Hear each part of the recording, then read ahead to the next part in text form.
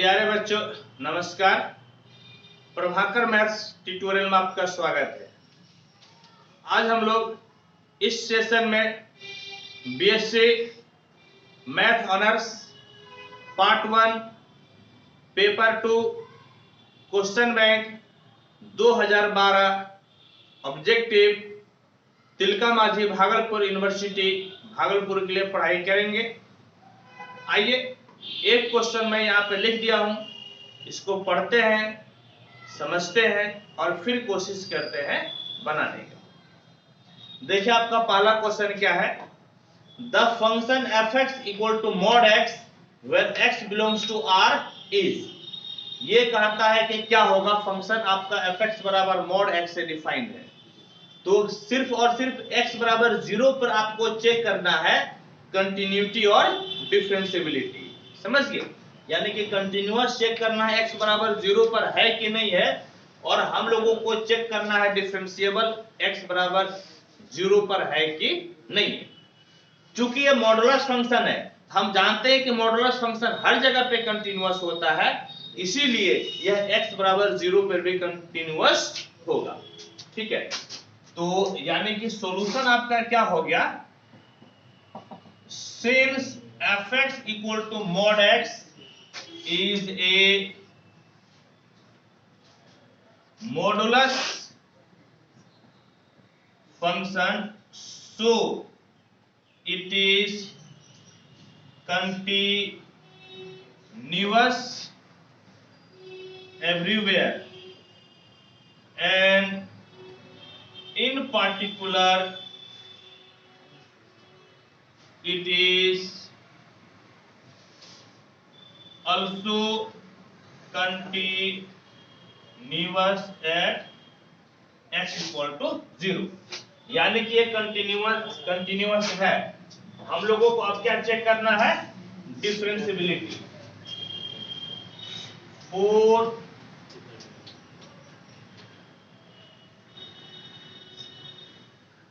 Differentiability के लिए क्या चेक कीजिएगा, कैसे कीजिएगा, तो हम लोग को सबसे पहले लिखना है LSD at x equal to 0, यानी कि f डैश 0 माइनस 0, यानी कि लिमिट s, पहले ऐसे लिखे लिमिट, हाँ यही लिखते हैं हम लोग, limit s tends to 0 f 0 minus h minus f 0 और बटे में कितना माइनस h होता है, ये LSD होता है।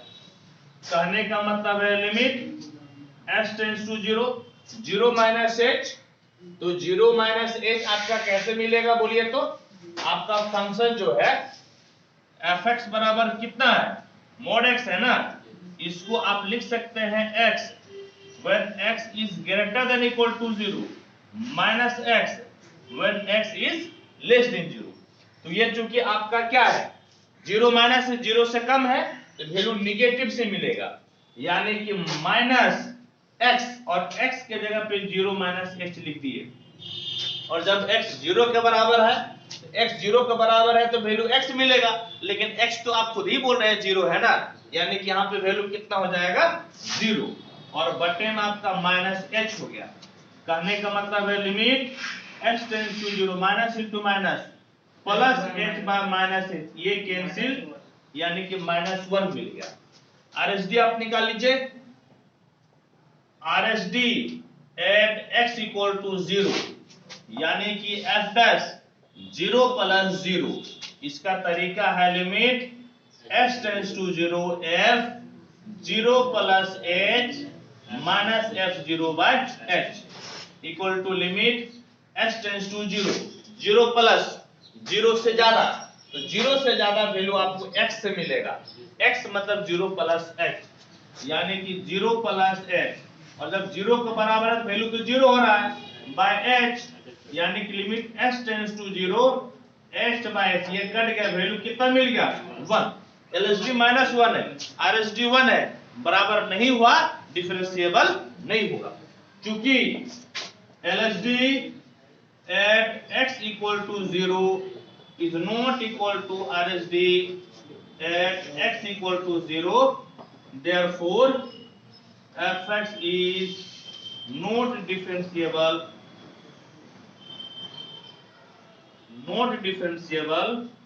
at x equal to 0। और इस प्रकार से ये कंटिन्यूअस तो है लेकिन डिफरेंशिएबल नहीं है। ऑप्शन नंबर आपका हो गया ए। ठीक है, इसको नोट कीजिए।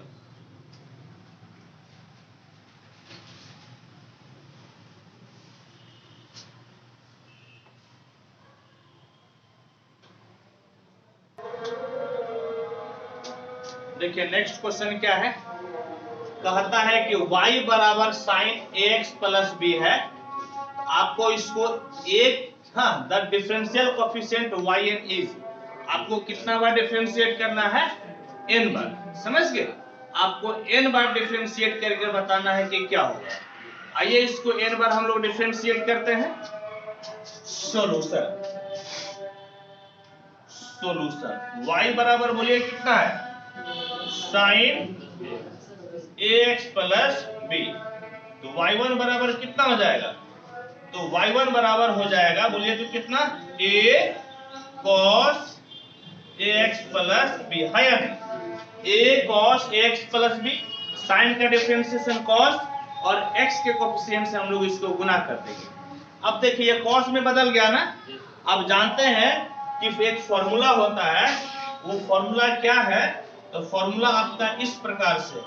समझ गए क्या फॉर्मूला है, तो cos को किस में बदलना है, cos को बदल देना है साइन में।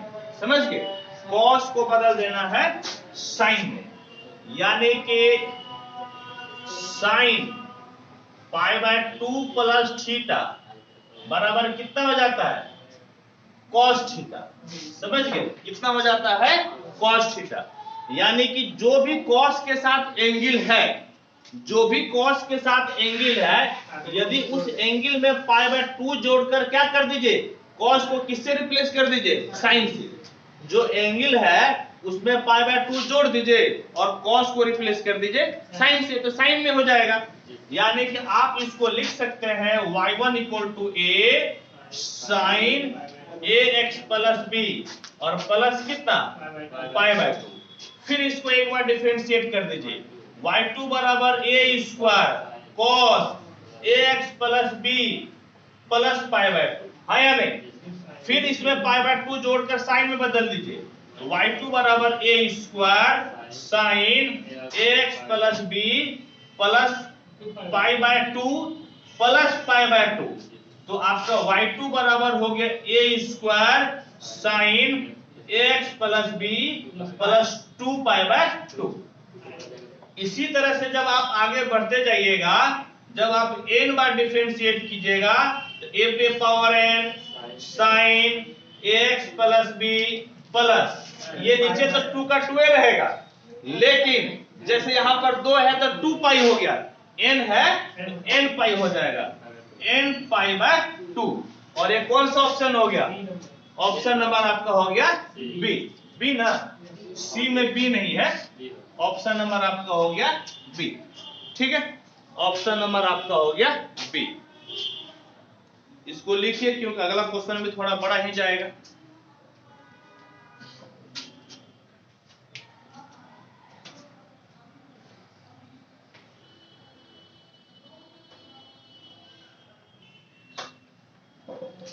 देखिए नेक्स्ट क्वेश्चन क्या है, कहता है कि I = integration 0 to π/2 under root sine x by under root sine x plus under root cos x dx है, और इसको सॉल्व करना है। बहुत आसानी से बन जाएगा ना, ऐसा हम लोग कई सारे क्वेश्चन को सॉल्व कर चुके हैं। Solution I = integration 0 to π/2 under root sine x by under root sine x plus under root cos x dx है। इसको एक मान लीजिए। प्रॉपर्टीज होता है integration 0 to a fx dx equal to integration 0 to a fa minus x dx, और इस properties को आप अप्लाई कीजिए। तो I बराबर integration 0 to π/2 under root sine π/2 minus x by under root sine pi by 2 minus x plus under root cos pi by 2 minus x और कितना हो गया, और आपका हो गया dx। अब देखिए तो क्या मिला, तो I बराबर integration 0 to pi by 2 root कितना हो जाएगा cos x by under root cos x plus under root sine x dx। इसको 2 मान लीजिए, 1 और 2 को जोड़ दीजिए, first plus second implies 2y equal to integration 0 to pi by 2, ऊपर का ऊपर जुड़ जाएगा ना, तो यहां पर कितना हो जाएगा बोलिए तो साइन x और यहां पर cos x, क्योंकि ये वाला साइन है ना, और नीचे तो दोनों का सेम है, यानी कि sine x plus cos x under root में है dx। ये दोनों कैंसिल, 2y बराबर dx के इंटीग्रेशन x लिमिट 0 से पाई बाय 2, तो पाई बाय 2 हो गया, तो I बराबर कितना पाई बाय 4, I बराबर आपका हो गया पाई बाय 4, यानी कि ऑप्शन नंबर सी। समझ गए, ऑप्शन नंबर आपका हो गया सी। नेक्स्ट क्वेश्चन देखिए क्या है, नेक्स्ट क्वेश्चन आपका कहता है question number 4, which one is a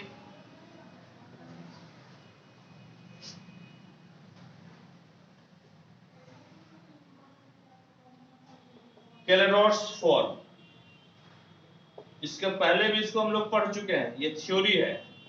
y equal to P square X plus F P B, Y equal to P X plus F P, number C y equal to P X, Y equal to आपका है P X plus F X, number D है none of these. याद कीजिए तो कौन सा पढ़े थे हम लोग, कैलेरोट्स फॉर्म बी नंबर होता है। समझ गए, क्या होता है y equal to P X plus F P, ये हम लोग कैलेरोट्स फॉर्म पढ़े हैं सिंगुलर सॉल्यूशन में।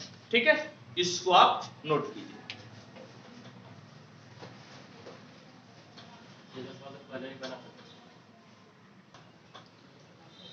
देखिए नेक्स्ट क्वेश्चन को बनाते हैं।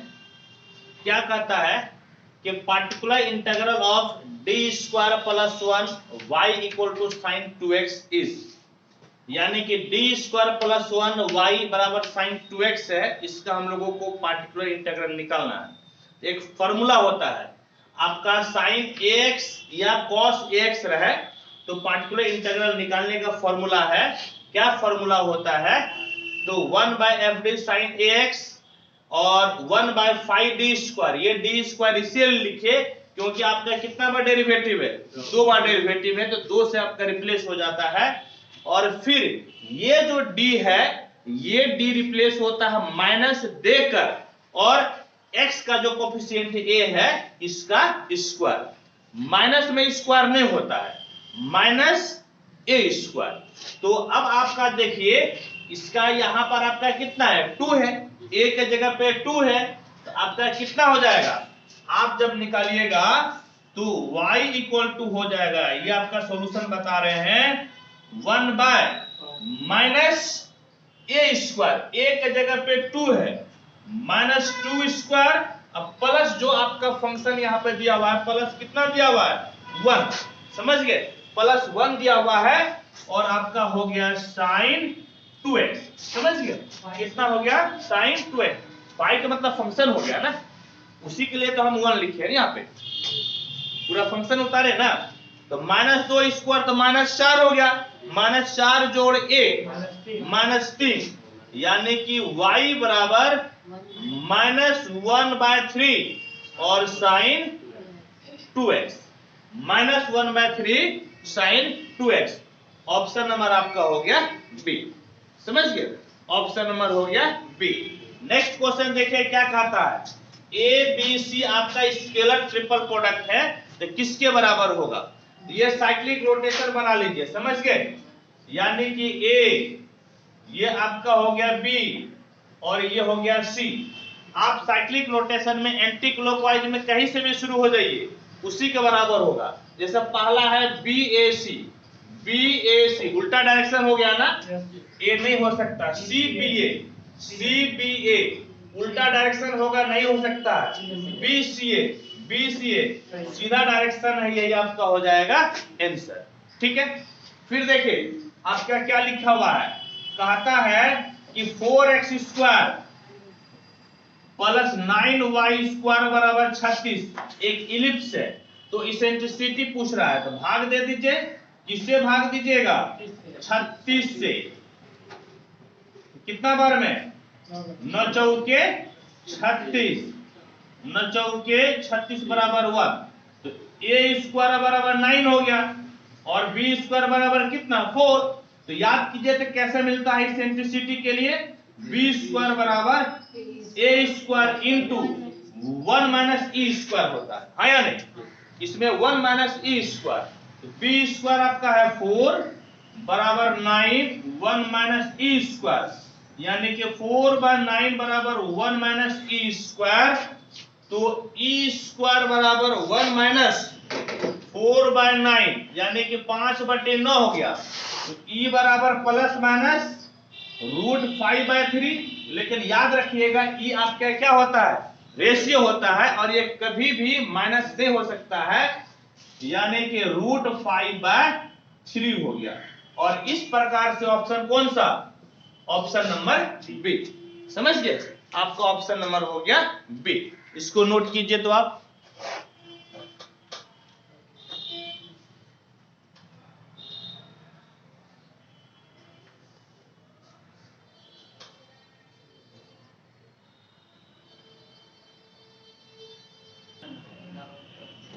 देखिए नेक्स्ट क्वेश्चन क्या है, कहता है कि the radius of sphere represented by x square plus y square plus z square plus 6x minus 8y plus 4z minus 7 equal to 0। तो पहले स्फीयर की इक्वेशन लिखे तो क्या होता है? सॉल्यूशन। स्फीयर की इक्वेशन क्या होता है? x square plus y square plus z square plus 2ux plus 2vy plus 2wz plus d equal to 0। Compare कीजिए तो, और सेंटर बराबर क्या हो जाता है? Centre minus u minus b minus w, और रेडियस बराबर हो जाता है under root u square plus b square plus w square minus d। तो देखिए तो 2u किसके बराबर है? 2u बराबर है 6, यानी कि u बराबर कितना हो गया? 3। और देखिए तो 2 भी किसके बराबर है? -8, कहने का मतलब v बराबर -4। 2w किसके बराबर है? आपका 4, यानी कि w इक्वल टू 2। और d बराबर बोलिए तो d आपका -7। तो सेंटर आपका बोलिए कितना हो गया? सेंटर तो u माइनस में है तो -3, माइनस b है तो +4 हो जाएगा, और आपका -2। ये क्या हो गया? सेंटर। और रेडियस बोलिए तो कितना हो जाएगा? u स्क्वायर, यानी कि 3 तिहाई 9, v स्क्वायर 4 चौके 16, w स्क्वायर 4 माइनस d, तो माइनस इंटू माइनस कितना हो गया? प्लस, यानी कि प्लस आपका 7, प्लस 7। 16 4 कितना? 20, 20 9 29, 29 1 30, 6 36, यानी कि √36। कहने का मतलब कितना? 6। रेडियस आपका हो गया 6। समझ गए? और इस प्रकार से आपका सारा ऑब्जेक्टिव खत्म हो गया। अब आप इसको नोट कर लीजिए।